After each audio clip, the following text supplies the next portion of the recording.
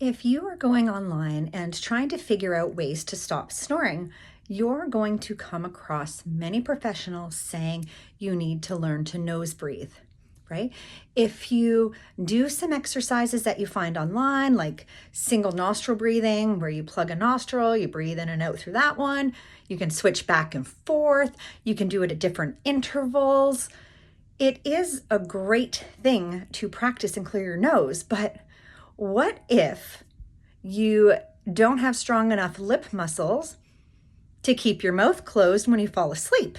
It's all great. You can breathe through your nose, but when you go to sleep, then what happens, right? You lose that ability. And as we open up our mouth at nighttime, we're generally going to switch to mouth breathing, which could then cause snoring.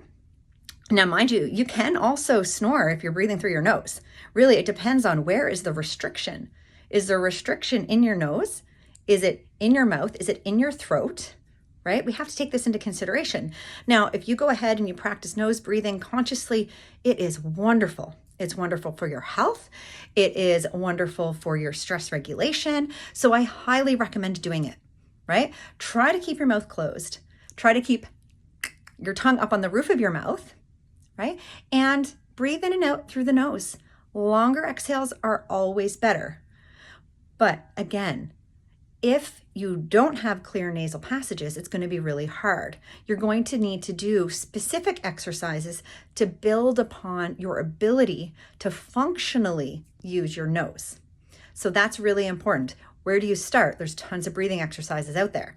I do have a really interesting one in my guide, which takes on really different breathing modalities and myofunctional therapy aspects to really work on your airway, a unique type of breathing that you can try. Now, mind you, if there is restrictions, like I said, or a challenge nose breathing, it is going to be something that you're going to want to work up to. But regardless, it is a breathing technique that I created for people with certain myofunctional issues that snore.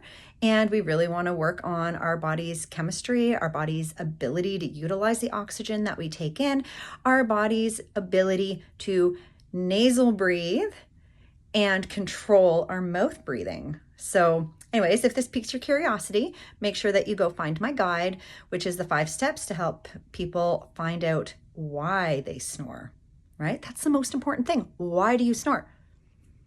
Is it because you can't breathe through your nose? Is it because you don't have the muscles strong enough in your mouth to stop you? Or is it just a habit, right, that you just need to correct?